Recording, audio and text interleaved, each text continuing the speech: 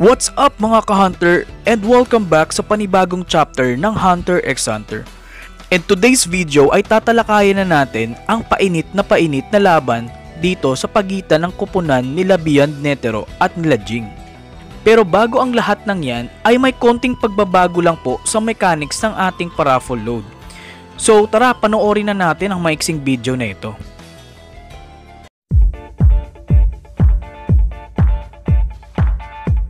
Hi mga ka-Hunter! So dahil nga sa lumalaki na ang ating pamilya at alam ko na marami na po sa inyo ang sumusuporta at nanonood ng ating mga ads sa ating channel, panahon naman po na para po ako ay magbigay balik sa inyo ng kahit konting katiting na pasasalamat. Kaya naman po ako ay magsasagawa ng paraffle load na 100 pesos sa Smart, Globe at sa Sun sa lahat ng aking mga loyal subscriber dyan. So paano nga ba magkaroon ng entry? Number 1. Manood lang ng latest upload na video ni Kuya Boy. Number 2. Antayin na may lumabas na ads. Number 3. Mag-screenshot ng dalawang magkaibang ads na halos tinapos mo ito panoorin. Number 4. Pumunta sa Facebook page ni Kuya Boy, Hunter x Hunter PH Fans Club, na ang link ay nasa ibaba ng description. Number 5. Mag-send ng personal message sa Facebook page ni Kuya Boy at ilagay ang inyong buong pangalan, number na pwedeng iloadan at i-attach ang dalawang screenshot na ads na halos tinapos mo ito panoorin. Ang deadline ng pagpapasa ng entries ay lagi sa pangalawang araw pagkatapos i-upload ang bagong chapter ni Kuya Boy. Mag-update naman din ako palagi sa Facebook page natin kung kailan ang eksaktong araw na matatapos ang pagpapasa ng entries. At sa susunod na upload ko na video ay isisigaw ko po ang isang lucky winner natin sa huling parte ng aking video. Simple lang, diba? Pero tandaan, bago po mag-screenshot ay kinakailangan na makita sa screen ang title ng video. Syempre, dapat yung latest na upload. Dapat ikaw ay nakasubscribe.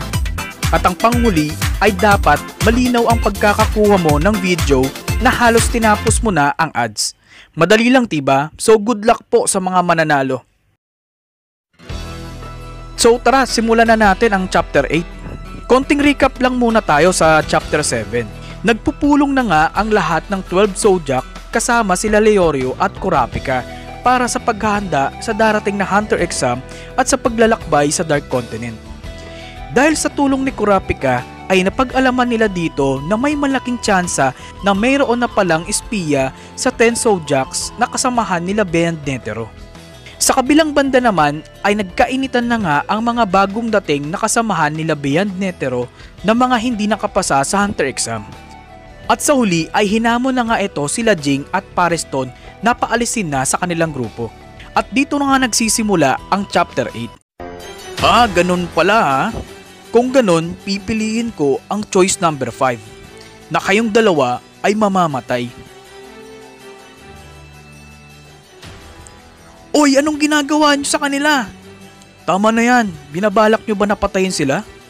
Huwag kayong mangailam dito ha. Isarado nyo na lahat ng mga exit. Papunta sila ngayon sa baba, sa basement. Mabuti yan at mas madali natin silang mahuhuli. Isang mangmang na nakasut pa na puro dadalang naman ang alam at isang duwag na kayang-kayang patumbahin lang ng mga baguhan. Lahat na halos ng mga kasamahan natin dito ay puring-puri sa inyong dalawa.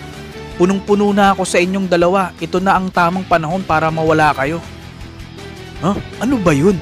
Masyado namang may initin ang ulo ng mga yun na bigla-bigla na lang tayong aatakihin ng ganun-ganun lang. Ganun ba? Halos parehas lang naman kayong lahat na nandun mainit na ang mga ulo nyo kahit ikaw Jing. Hindi ko na nga alam kung bakit ang lahat ng mga nangyayaring insidente sa mga nakalipas na panahon ay parang ako na lang lagi ang may kasalanan. Saka tigilan mo na nga ako Pareston. Ikaw nga itong nagpagalit lalo kay Mujer. Ha? Di kaya, sinasabayan nga lang kita sa mga sinasabi mo kanina. Ano pa ba magagawa natin ngayon? Nandyan na yan.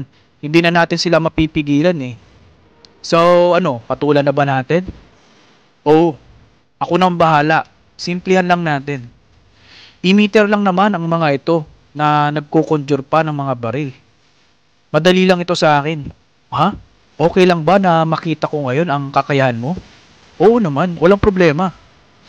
At ayun na nga mga ka-hunter, pinakita na dito sa kauna-unahang pagkakataon ang abilidad ni Jing.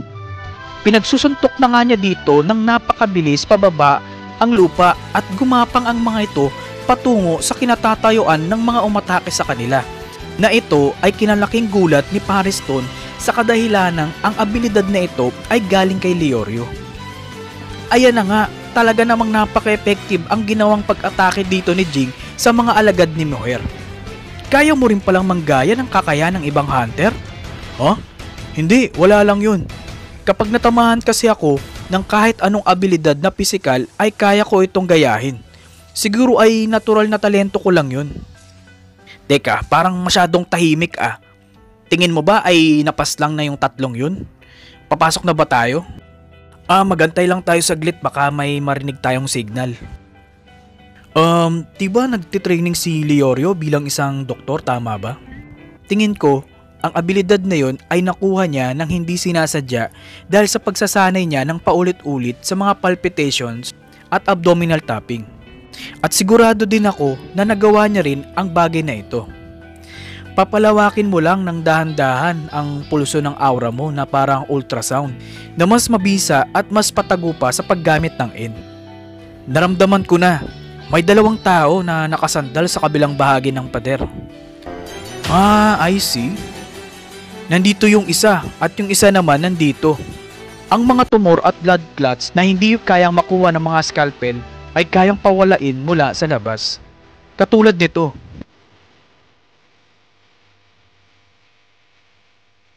Mukhang wala nang sumusunod. Baka sumuko na sila. Akala nila siguro ay hanggang doon lang ang mission nila, tama ba? Akala mo ba na hindi ko mahalata na inutusan mo sila para umarte lang? Ibig kong sabihin ay ang lahat ng yon ay nakaplanong lahat, diba? Hindi siya sana madaling mahalata.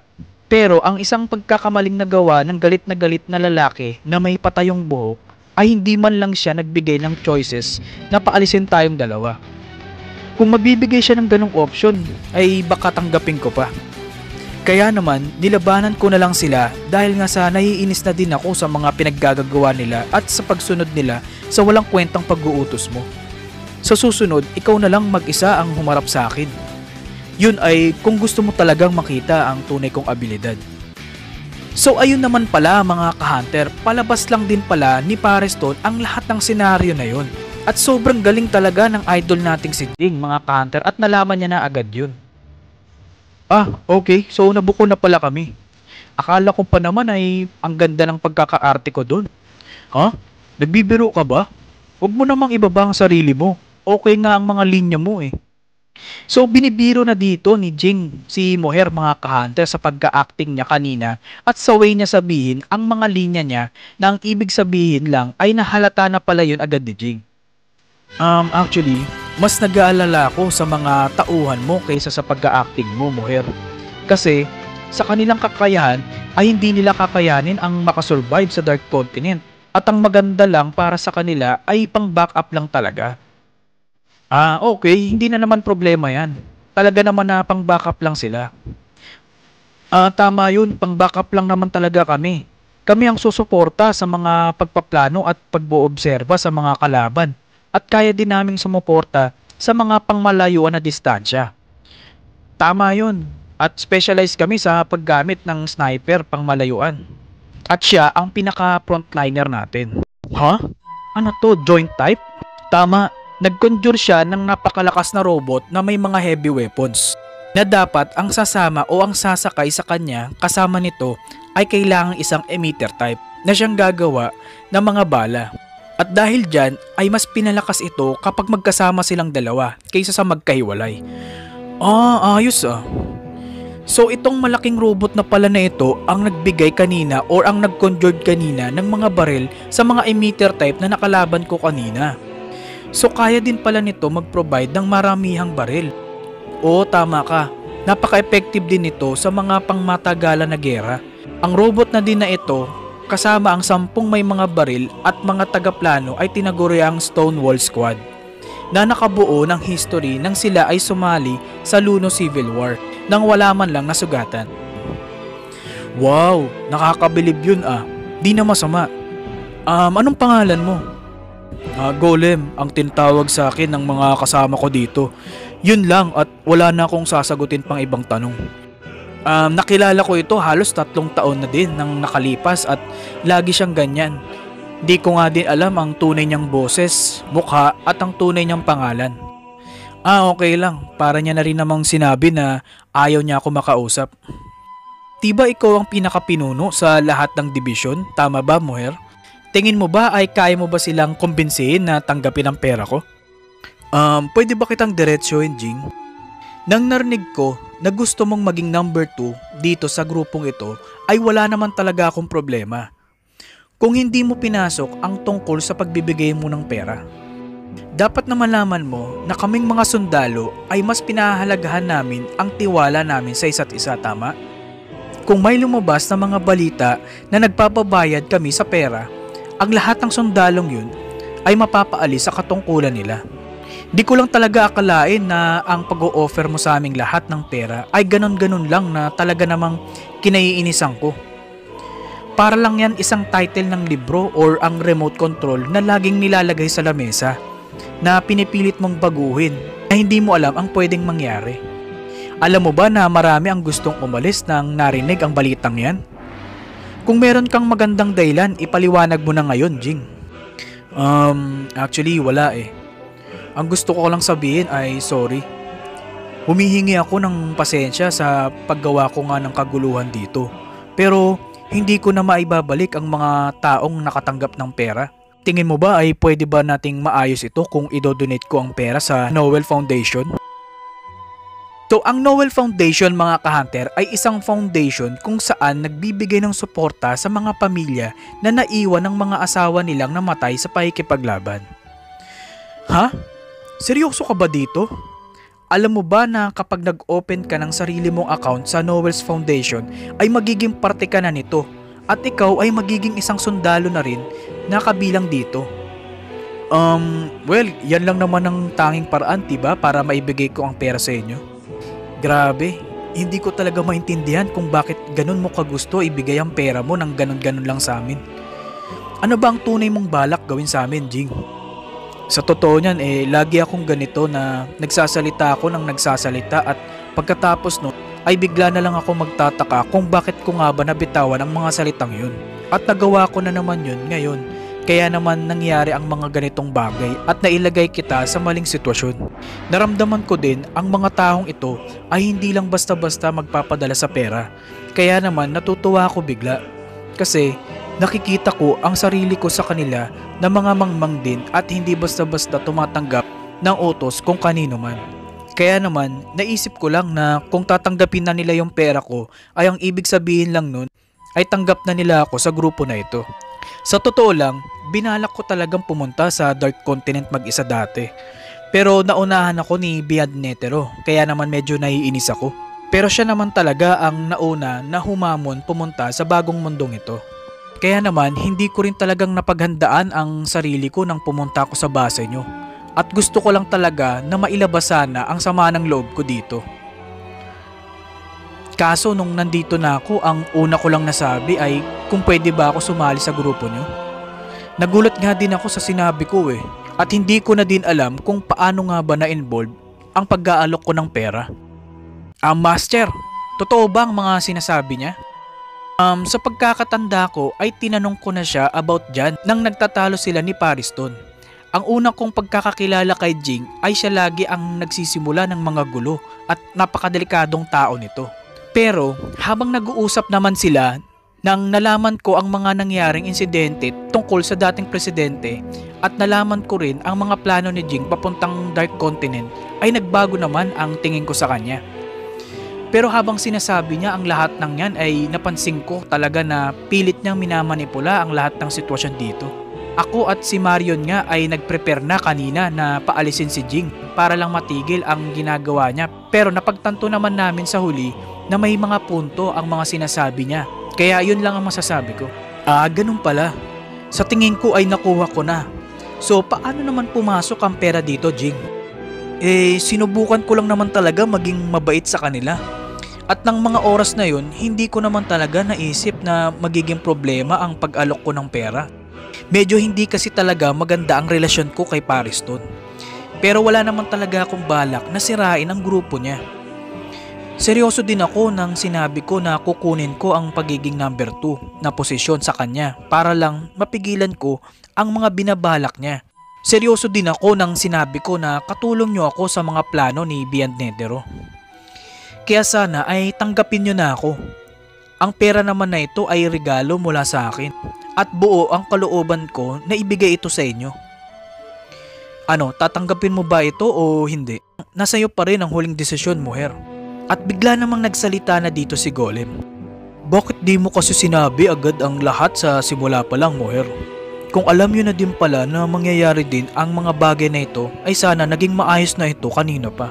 Ang dahilan kasi niyan ay gusto ko lang naman talaga na ma-realize ni Jing na hindi tayo ganun kadaling makuha sa pera at para malaman niya rin kung gaano kahiya-hiya para sa atin ang mga plano niya. Sana ay maintindihan mo rin ang mga ito. Ay, kasalanan ko talaga ang lahat ng ito. Alright, ako na ang bahala para maintindihan ng lahat ang mga plano mo, Jing. Pero sa kabila noon ay mapupunta ang lahat ng pera sa Norwell Foundation. At liliwanagin ko lang, wala akong problema sa pagiging number 2 mo. Pero ako pa rin ang masusunod at magpapatupad sa mga utos sa mga tauhan ko, okay? Ha? Oo naman, walang problema yun. Isa pa, kapag nag-open ka na ng bank account na nakalink sa akin, ay automatic na magiging miyembro ka na namin. At sa labanan, ang utos ko ang pinakamahalaga. At ang kailangan mo laging sabihin ay yes sir. Maliwanag ba number 2? Yes sir. Sabay dating na din dito si Pariston. Well, kung okay naman sa iyo ang lahat ay tingin ko ay papayag na rin kami sa kondisyong ito. Ang lahat ng mga natitirang kasamahan natin na parating pa lang ay hindi natututol kay Pariston kung kinikilala ni Pariston na si Jing na ang number 2 sa grupo na ito. Tama ba? Oo, tama yan. Pumayag na naman ang lahat, diba? Since na hindi naman naging successful ang pagpasok natin sa loob ng Hunter Association, ay pwede mo na i-transfer ang lahat ng pera sa mga kasamahan natin. Ipapasa ko na sa iyo ang lahat ng mga pangalan. Well, binabati kita, Jing, sa pagkahalal mo bilang number 2 sa grupong ito. Sa pangalan lang naman yun, pero kahit kailan naman ay pwede mo akong pangunahan. Well, tatanggihan ko yan. Gusto ko makita kung paano ka dumiskarte, Jing. Ganun ba? Well, hindi kita atrasan dyan. At dyan na po nagtatapos ang painit na labanan nila Jing at Pariston sa Chapter 8 mga ka-hunter. So tara, shoutout time muna tayo. Shoutout kay John Robert Ondoy. Shoutout kay Elmerio Cardenio. Shoutout kay Lord Messina na taga Talibon, Bohol. Thank you. Shoutout kay Abby Thomas at sa Flat 40 kila Vanessa, Maricris, Joby at Marcia. Shoutout kay Zaki Lumakad. Shoutout kay Jao Heartstopper. Shoutout kay Onjon Obiar. Shoutout kay Arsap Mantos. Shoutout kay Benzibu Apiado from Thailand. Shoutout kay Marcia Balmores. Shoutout kay Brian Carlo Pinlac. Shoutout kay Andre Nate Pagunsan. Shoutout kay Robert Compillo. Shoutout kay JC Talusan Vlogs. Shoutout kay Wilson Encarnacion. Shoutout kay Ruben J. Bautista or Guyoreng 27. Shoutout kay Jomari Loma.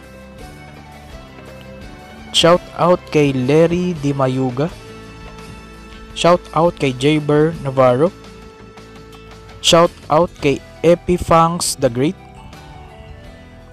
Shoutout kay Samuel Minoro. Shoutout kay Momol Nana. Shoutout kay Jamara Micaela Miranda.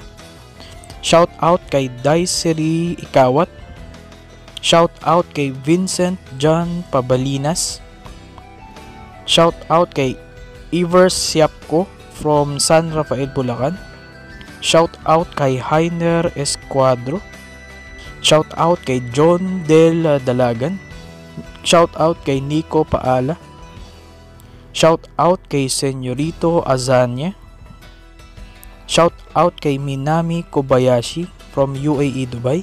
Ayan, so sa mga gusto po na magpa-shoutout dyan, ay mag-comment lang po kayo sa baba at sa susunod na upload ko ay pipili po ako ng lucky 30 person na isisigaw ko ang pangalan.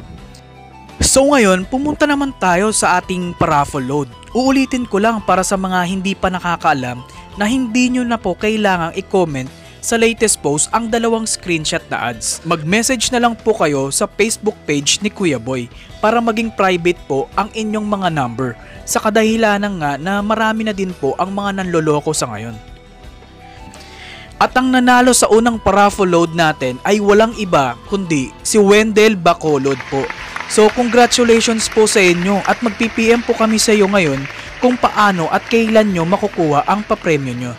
Ipopost ko rin po sa FB page natin kung sino ang nanalo sa paraffle load natin kada video. So open na po ulit ang ating entry mga ka-hunter ng 2 araw. Kung nalilito pa po kayo kung paano magkaroon ng entries, ay huwag po kayong mahiyang magtanong sa akin mismo sa FB page natin or mag-comment lang po kayo sa baba. So good luck po. Ayun, so muli po maraming salamat po sa inyong suporta at sa walang sawang pagtangkilik sa ating channel. Huwag nyo rin po sanang kalimutan na mag-subscribe, mag-like at i-share na din ang video na ito kung talagang nagustuhan nyo. Maraming salamat po ulit at paalam.